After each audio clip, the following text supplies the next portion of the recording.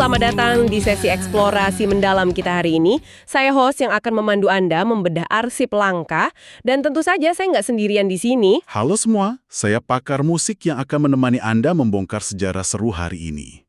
Nah, pernah nggak sih Anda bayangin gimana sebuah skena musik lokal tuh bisa kebentuk jauh sebelum era media sosial atau Spotify meledak gitu? Ya, pas semuanya masih serba manual ya. Nah, betul banget. Hari ini kita mau ngelakuin eksplorasi mendalam nih tentang sebuah arsip. Judulnya Chronicles of the Depok Indie Music Scene.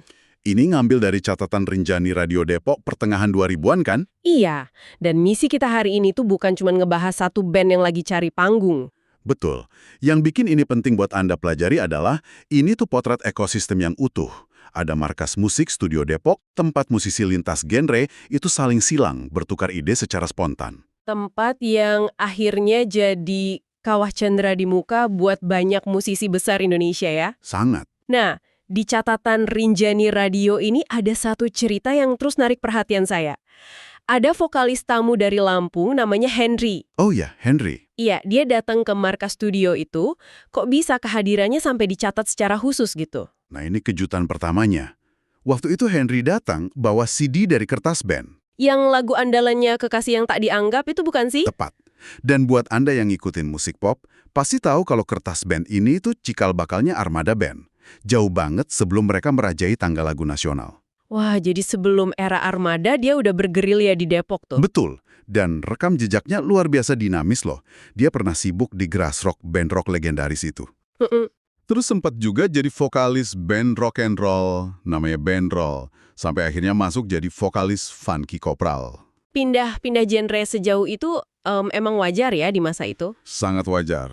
Ingat loh, di era pra-digital, musisi nggak bisa sekedar ngirim file audio lewat internet. Harus ketemu langsung ya? Betul, Anda harus hadir secara fisik, nongkrong di studio, ngelihat band lain latihan.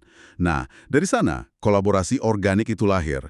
Jaringannya tuh bener-bener cair tanpa batasan genre yang kaku. Ngomongin kolaborasi organik, saya baca ada kejadian unik nih. Waktu itu Upriel Band lagi rekaman di studio. Oh, yang pas Henry kebetulan lagi ada di sana kan? Iya. Terus mereka spontan minta Henry buat ngisi backing vokal di dua lagu mereka. Tuk Raih Cintamu sama Biarkan Cintamu. Genre dua lagu ini rock kental gitu. Terus lucunya gini, ada momen pas Upriel Band dapat jatah jadi band pembuka buat tour Band Roll di Depok. Ah iya, mereka bawain lagu itu kan di panggung. Bawain, tapi Henry sama sekali nggak ikut nyanyi bareng mereka. Karena di acara yang sama, dia harus fokus manggung sama Band Roll. Pasti canggung banget ya ngelihat temen sendiri bawain lagu kolaborasi tapi nggak bisa ikut naik. Tapi ada satu hal yang lumayan mengganjal pikiran saya nih. Apa tuh? Upriel Band kan udah susah payah rekaman, dapat backing vokal dari vokalis sekaliber Henry, tapi catatan ini bilang dua lagu itu justru nggak dimasukin ke album Evolution mereka. Nggak masuk sama sekali. Nah, bukannya lagu yang ada vokal dari musisi dengan banyak koneksi justru bisa dongkrak popularitas album? Kalau kita pakai kacamata industri musik sekarang sih, iya. Tapi kita harus ingat idealisme band indie di tahun 2000-an. Ada batas yang tegas ya, antara komersial sama idealisme. Tepat sekali, Upriel Band ngerasa dimensi rock di dua lagu itu terlalu kental dan malah akan merusak benang merah atau kemurnian konsep album Evolution secara keseluruhan. Oh, jadi murni demi mempertahankan konsep album mereka rela ngebuang dua lagu itu? Rela dibuang. Akhirnya karya ini cuma jadi semacam harta karun rahasia yang disimpan sama Rinjani Radio Depok. Idealisme yang sangat mahal harganya ya. Tapi selain anak muda yang nyari bentuk musik, catatan ini juga nyorotin sosok senior di studio kan? Iya, para mentornya. Kayak Henry ini datang bareng Mbak Emil, gitaris legendaris, yang sampai turun tangan ngajarin aransemen ke Upriel Band.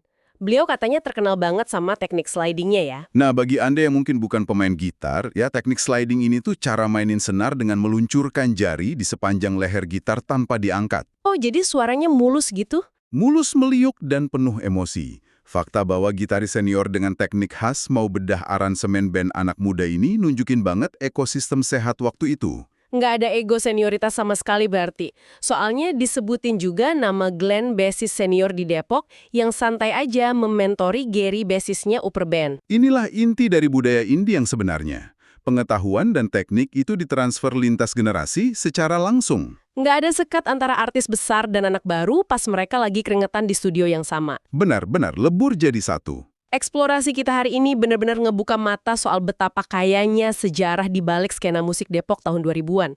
Ini bukan cuma soal bikin lagu ya, tapi ruang di mana ide, bakat, dan persahabatan berpadu ngebentuk sejarah musik kita. Sangat setuju. Dan sebelum kita tutup, ada satu pemikiran yang patut Anda renungkan nih. Silahkan. Kalau sebuah lagu rock kental yang berisi lengkingan vokal dari calon bintang funky kopral aja, bisa tersimpan rapat nggak dirilis murni karena alasan kecocokan konsep album. Coba bayangkan ya. Coba bayangkan, ada berapa banyak lagu masterpiece rahasia dari musisi-musisi besar lainnya yang saat ini mungkin masih berdebu di dalam laci atau tumpukan harddisk studio-studio kecil di sekitar kota